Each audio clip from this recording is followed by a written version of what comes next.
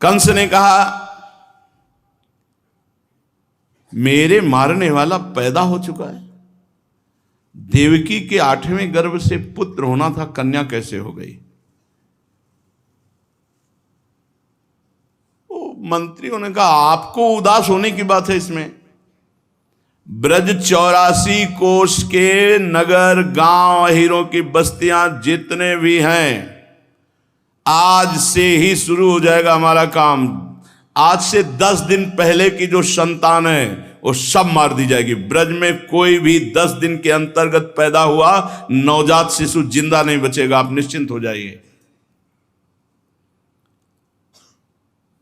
देवतागण आपसे क्या करेंगे महाराज? जब आप धनुष की टंकार करते हैं तो कांच खोलकर और चोटी खोलकर आपके चरणों के सामने देवता धनुष डाल करके बैठ जाते हैं। हमने देखा है, आप महाबली हो, आप देवताओं से भयभीत क्या होना। और महाराज ये देवता लोग तो वहीं अपना बस दिखाते हैं जहां कोई वीर ना हो। और विष्णु से डरना, विष्णु से तो बिल्कुल नहीं डरना, क्योंकि उसके ये गौ संत महात्मा भगत यही सब है उनके। और भगवान शंकर ये तो ध्यान ही में मगन रहते हैं, उनसे डरने की जरूरत नहीं। और अल्पवीर देवराज इंद्र ये क्या क्या, और ब्रह्मा जी तो सृष्टि की ही चिंता में बने रहते हैं, कोई आपसे जोड़ नहीं है। ये है मंत्री। सचिव वैद गुर तीन जो प्री बोले भयास, राज धर्म तन तीन कर होई बेगही नाश। अगर मंत्री मुंह चुपरी बोलने लगे तो राजा का नाश हो जाएगा। और अगर बीमार मनुष्य के अनुकूल चलने लगे वैद्य तो वो बीमार परेशान हो जाएगा, नष्ट हो जाएगा। और अगर शिष्य के अनुकूल गुरु चल दे तो शिष्य का पतन हो जाएगा। शिष्य गुरु के अनुकूल चले, मंत्री मंत्रणा जो नीति है उसके अनुकूल चले, डॉक्टर अपने सिद्धांत के अनुसार चले, मरीज के अनुसार नहीं। यहां सब उल्टा है। महाराज मेरी एक प्रार्थना है कि आप ऐसे विश्वास पात्र सेवकों को नियुक्त कीजिए, जहां भी देवताओं के धर्म के जहां भी भागवतिक कार्य होते हैं सब विध्वंस मचा दिया जाए। ये गलत सलाह। परीक्षित, एक तो कंस की बुद्धि स्वयं बिगड़ी हुई थी, वो ऐसे पापी लोग सहयोगी मिल गए, अब तो क्या कहना। हिंसा प्रेमी राक्षसों को संत महापुरुषों की हिंसा, गौ और ब्रह्म ऋषियों की हिंसा और नवजात शिशुओं की हिंसा करने का आदेश, जो बिल्कुल महाअपराध है। ये तो मथुरा का हाल हुआ। चलते हैं वसुदेव जी जहां लाला को पधरा करके आए हैं। श्री यशोदा मैया को तो कुछ शुद्ध ही नहीं है, कुछ हुआ बस इतना भान हुआ था और आनंद में समाधिस्थ है।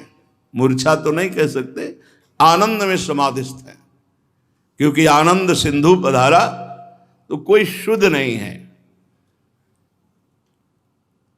रोहिणी जी जो जहां है योग माया ने वहीं सबकी चेतना हरण कर ली, वो दीवाल के सहारे ऐसे। अब योग माया चली गई, प्रभु पधारे,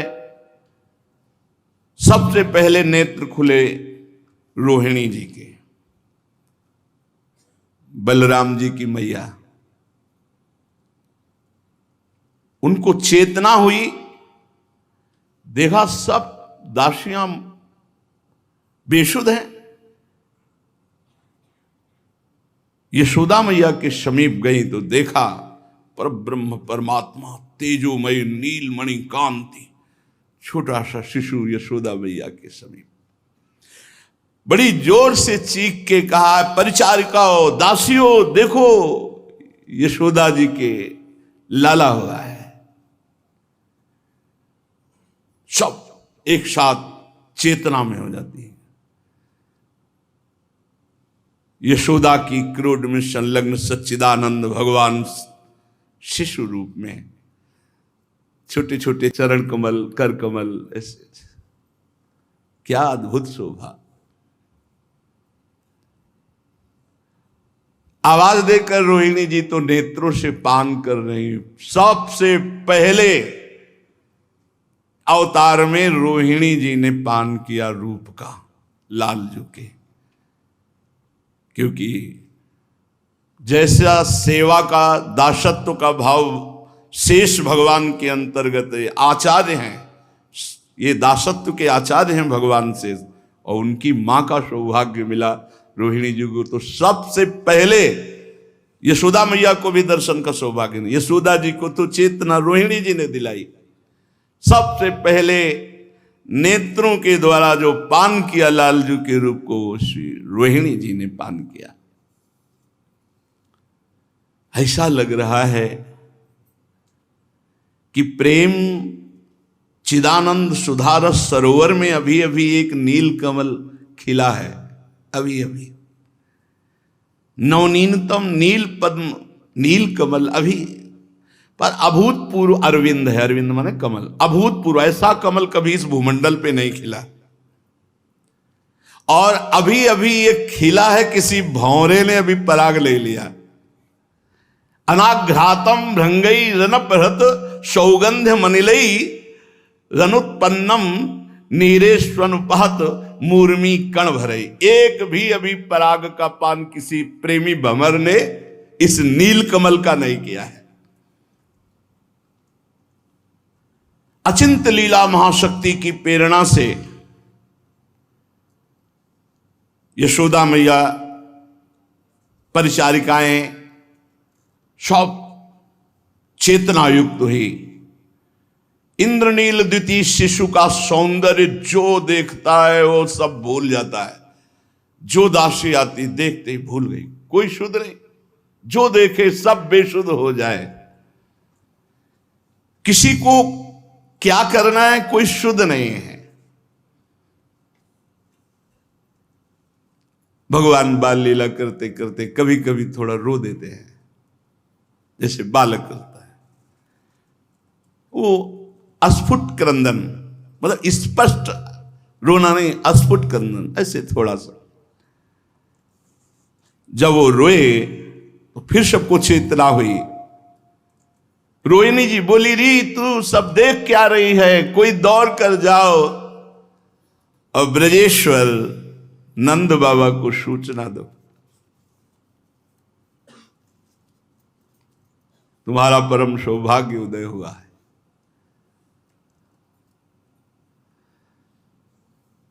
परिचारिकाएं जिसको आदेश करती हैं उसकी हिम्मत नहीं हो रही कदम हटा लेगी। ऐसा सुंदर बाल गोविंद का रूप है।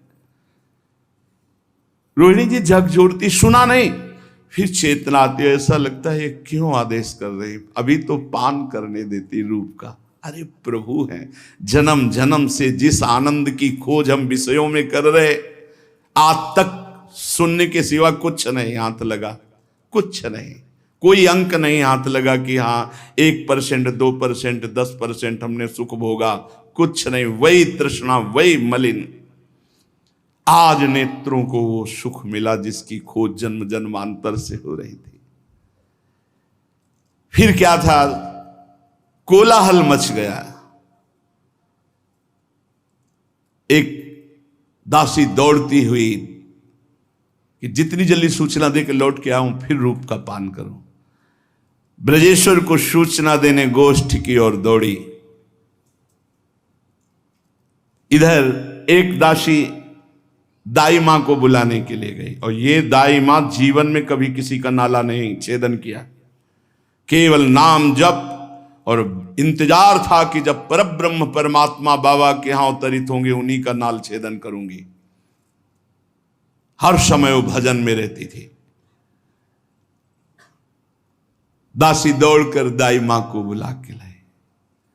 उपनंद की पत्नी आसपास की सब बड़ी बूढ़ी ब्रज गोपियों को, जो दास थे, बिना बाबा की आज्ञा के सहनाई वालों के पास गए और कहा जल्दी चलो और बाबा के द्वार पर सहनाई बजाओ, बाबा के नंद लाला हुआ है। नंद लाला, नंद जो प्रतिपल आनंद उत्पन्न करते, ऐसे प्रभु आनंद से कैसे कैसे जिन्होंने नेत्रों से उस रूप का पान किया, कैसे सौभाग्य। अनंत जन्मों से हम भटक रहे हैं, उन्हीं की खोज कर रहे हैं, पर विषयों में। सुंदर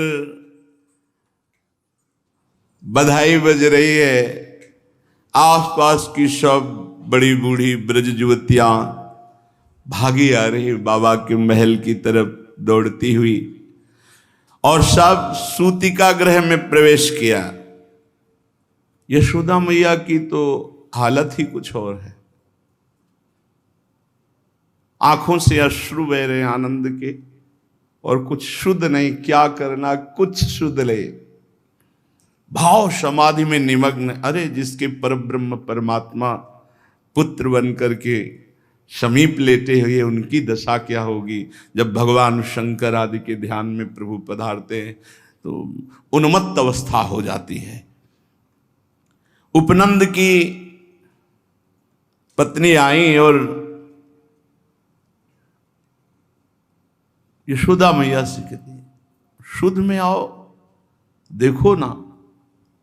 तो ये रूप तो वो बहुत समय से देख रही थी, स्वप्न में, कभी कभी भाव दशा में, जब ये प्रकट भी नहीं हुए थे। ऐसा ही बाबा को स्वप्न आता था।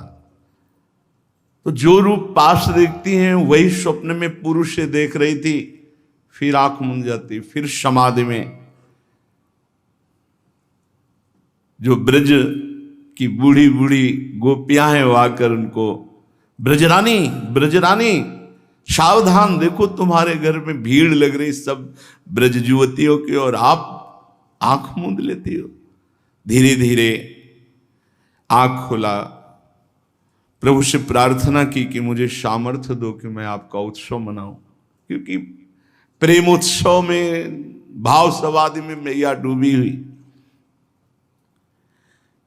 मुखमंडल पर अद्भुत शोभा श्री लालजू के, चिकने अभी कपोल नीलमणि जैसे, अरविंदाक्ष, बड़े बड़े नेत्र, जिधर खोल के देख लेते लट्टू हो जाता है। कितना सुंदर बालक, शिशु के श्याम अंगों को इतने तेजोमय कि जो देखता है अपनी प्रतिबिंब दिखाई देता है। लालजू के श्री अंग में अपना प्रतिबिंब दिखाई देता है। माता जे ही दर्शन किया तो देखा एक अपना प्रतिबिंब। तो उन्होंने कहा ये क्या, अभी अभी तो बालक प्रकट हुआ है, ये कौन सी माया जागृत हो गई, किसी योगिनी की छाया तो नहीं। अधिक प्रीति मन भा संदेहा, उनकी प्रति छाया को, अपनी ही छाया को, मैया बेशुद्ध है। वही नरसिंह भगवान, कोई भी ऐसा नहीं, मैं सोच भी नहीं सकती कि किसी भी तरह की कोई छाया मेरे लाला पर। हे नरसिंह आप कृपा करो हमारे लाला, और जय हटी सु छाया हट गए। हाँ, नरसिंह भगवान ने काम कर दिया, छाया हटा दी। जो और ब्रज बूढ़ी की गोपी जन है, मैया तू बावरी हो गई, तेरी तो छाया पड़ रही थी, कौन सी योगिनी की छाया है। व्याकुलता भरी दृष्टि प्रेम की सबकी। नंद रानी कभी बाएं झुककर ऐसे, कहीं दाएं झुककर, कभी सीधे दे, लाला को देख देख करके यशोदा मैया फिर अपने पुत्र को पहली बार गोद में उठाया, छाती से लगाया। सामर्थ्य आई, जे ही छाती से लगाया तो पहला अभिषेक अश्रुओं का हो रहा है, वात्सल्य से भरे हुए अश्रु। नंद नंदन अखिल लोक चूड़ामणि प्रभु का अभिषेक, माता अपने अश्रु। ये सब महान प्रेमी जन है जो सौभाग्य प्राप्त किए। दूसरा अभिषेक दुग्ध से हो रहा है, अपने हाथ स्तनों से दुग्ध वात्सल्य में जल रहा है और लाला का अभिषेक हो रहा है। मानो माता ने पहला पूजन प्रभु का किया। प्रेम देव का एक छत्र राज्य छाया हुआ है। इधर भागती हुई दासी सेविका गई, बाबा की जय हो। बाबा 2 बजे से गौ सेवा में उपस्थित हो जाते थे। लाखों सेवक हैं, सब सुंदर, पहले उनके लिए हरा हरा चारा, फिर बछड़ों को खोलना और गौ दोहन। लाखों गैयां हैं, तो सूर्य उदय होते तक ये दोहन क्रिया होती रहती थी 2 बजे से। बाबा की जय हो। क्या हुआ? क्योंकि ब्रजेंद्र आधी रात ढलते ही गोष्ठ में जाते थे, गायों की संभाल करते थे और एक हाथ में माला रहता था, नारायण नारायण नारायण, श्री हरि श्री हरि श्री हरि। बाबा बाबा लाला हुआ है, लाला हुआ, क्योंकि पहले भाव में डूबते हुए बाबा को एक बार लालजू ने जो प्रकट हुए हैं यही दिखाया था कि मैं स्वयं आपका पुत्र होने। तो जैसे दशरथ जी ने सुना ना, लाला हुआ, कहा जाकर नाम सुनत शुभ होई, मोरे गृह आवा पर ब्रह्म परमात्मा। हमारे यहां पुत्र रूप में आए। बाबा खड़े हो गए, शरीर कंपायमान हो गया। प्रेम की जो स्थिति है उसमें कंप भी है, शरीर कंपायमान हो गया, चलने की सामर्थ्य नहीं रह गई। बाबा लड़खड़ा रहे, प्रभु आए पुत्र रूप में। ए दासी, तूने आज मुझे वो अमृत शब्द सुनाए जिसकी पूरी जीवन भर चाह थी। तुझे क्या दे सकता हूं, इसके बदले में तू कुछ देने लायक है ही नहीं। जो सुंदर सुंदर बाबा हार धारण के साथ दासी को प्रदान कर देते हैं। प्रविष्टि इव अमृत महारणवेशु आलिंगित इवानंद मंदाकिन्या। मानो ब्रजराज को महाआनंद ने आलिंगन कर लिया हो, बांध दिया हो, कानों में मानो अमृत डाल दिया गया हो, लाला हुआ है। बाबा बाह्य ज्ञान खोकर अंतश्चेतना में, एक अतीत चिंतन में। ब्रजरानी, अब बाबा समाधि में है, खड़े हुए, हार दिया, फिर एक वही चिंतन जो पूर्व चल रहा। ब्रजरानी, मैं जानता हूं तुम्हारे पुत्र रूप में कौन आएगा, मुझे स्वप्न में बताया है। जो बड़ी बड़ी यज्ञों के अनुष्ठानों की सफलता से भी असंभव है, बड़ी बड़ी तपस्या से भी जिसको प्राप्त करना असंभव है, वो तुम्हारे पुत्र रूप में आएगा। बड़े बड़े ऋषि मुनि जिनका ध्यान करता है, कैसे अनंत ब्रह्मांडों का स्वामी पधारा, एक अनोखा। तू बता, मेरे इष्ट देव नारायण की मेरे ऊपर कितनी कृपा है, असंभव भी संभव हो गया। अरे, जिसको मैं अपनी भावना में देखता था मेरा पुत्र बनकर आ गया। श्यामश्चंचल चारु दीर्घ नयनो बालस्तवांक स्थले दुग्धोद्गारि पयोधरे स्फुटमसौ क्रीडन्मया लोक्यते स्वप्नस्तत् किमु जागरुः किमथ वेत्तेन निश्चीयते सत्यं ब्रूहि सधर्मिणी स्फुरति किं सोयम तवाप्यंतरे। भाव में यशोदा, मैंने देखा था तुम्हारा दुग्ध पान कर रहा है इंद्रनील मणि कांति पर ब्रह्म परमात्मा। मैं अब जागृत रहूं या सोऊं या स्वप्न में वही छाया है। क्या तुम्हें भी ऐसा लगता है? बाह्य ज्ञान शून्य बाबा ऐसे बात करने लगे अंतर में यशोदा जी से। दासी ने कहा, बाबा बाबा लाला के दर्शन। परिचारिका फिर चेतना दिला, चलो मैं आ रहा हूं। बाबा लड़खड़ाते हुए चल, दासी तो भाग पड़ी। फिर लाला की रूप माधुरी का पान करने के लिए बाबा एक एक कदम लड़खड़ा रहे हैं। क्या सचमुच वही परब्रह्म परमात्मा आया है? क्या मैं आज भर नेत्र उसको साकार रूप में साक्षात देखूंगा? बाबा बैठ जाते हैं। फिर ये तो वही गति जानता है जिसके सिर बीते और कोई। बाबा की आंखों के सामने वही लाला और बस अश्रुधारा कंपायमान हो जाना, लड़खड़ा के बैठ जाना। ब्रजराज का मन भाव समाधि में डूब रहा है और बार बार भगवान नारायण की स्मृति करके प्रणाम कर रहे हैं। आज अनादि सिद्धि मुझे प्राप्त हो गई। कितना आनंद उमगन बाबा के।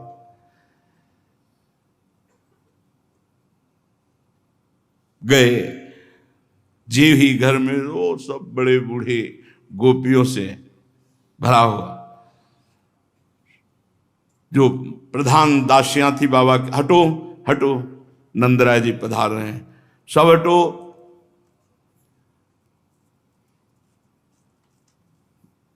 आसपास पर्दा है, ब्रज गोपियां खड़ी। बड़ी बूढ़ी ने कहा नहीं, अभी नहीं बाबा देख सकते, बाबा अभी दर्शन नहीं कर सकते। ब्रजराज क्यों नहीं दर्शन कर सकता? नहीं, जब तक नाल छेदन नहीं होता आप दर्शन नहीं कर सकते, आप यहीं